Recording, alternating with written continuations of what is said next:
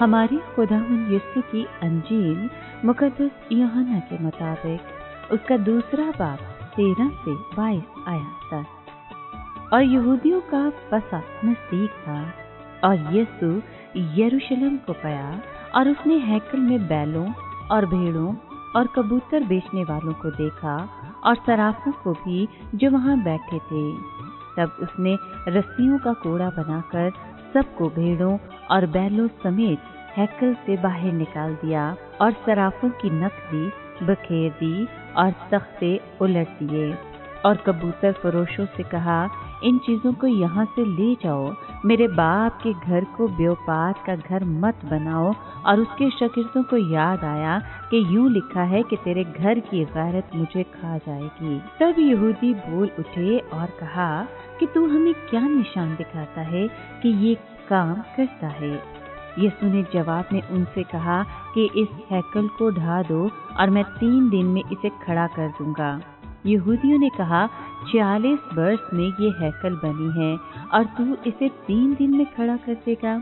मगर उसने अपने बदन की हैकल की बाबत कहा था।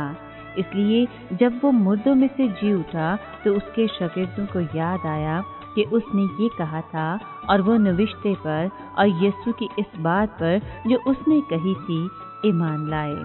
पाक कलाम के पढ़े और सुने जाने पर खुदावंद की बरकत हो, खुदा का शुक्र हो।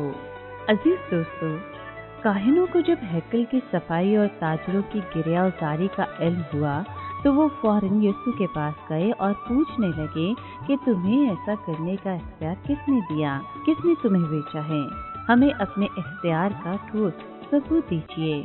उन्होंने हैकल की सफाई पर एतराज नहीं किया क्योंकि वो जानते थे कि यीशु ने तैश में आकर ऐसा नहीं किया, बल्कि खाना खुदा की अजमत की गैरत यीशु को मजबूर कर गई ताकि भीड़ को रूह और सच्चाई के साथ इबादत करने की तरगीब मिले। वो सिर्फ ये जानना चाहते थे कि उन्हें किसने और किन वजूहात और मकासद ने ऐसा करने पर मजबूर किया।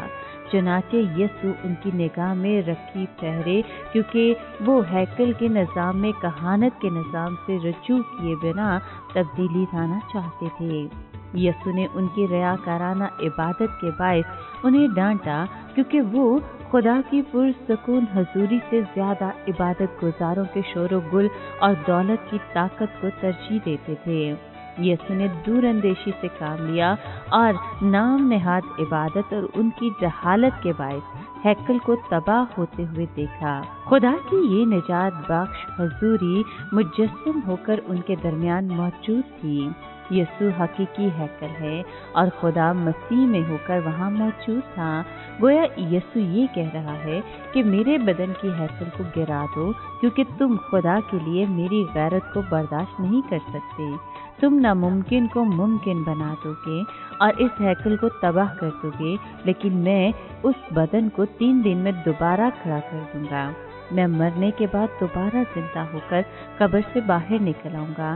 तुम मेरी जान लोगे लेकिन मैं जिंदा हूँ क्योंकि मैं बजाते खुद जिंदगी हूँ, यानी जिस्मानी शक्ल में खुदा।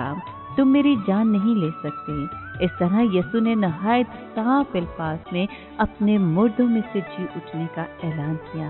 मुर्दों में से जी उठना आज तक अजीम तरीन मौजज़ा है। सरदार काहिन के भेजे हुए नुमाइंदे हैकल से मुतल्लिक इस तमसील को समझ ना सके। वो संगे मरमर के सतूनों और सुनहरी गुंबदों को ताकते रहे और इस नतीजे पर पहुंचे कि यीशु ने इबादत गाह के खिलाफ कुफर बका है जिसे हेरोदेस बादशाह ने 40 सालों के तवील अरसे में बनाया था। उन्होंने पत्थरों की बात की, लेकिन मसीह यीशु ने अपने बदन के मुतल्लिक कहा था। आज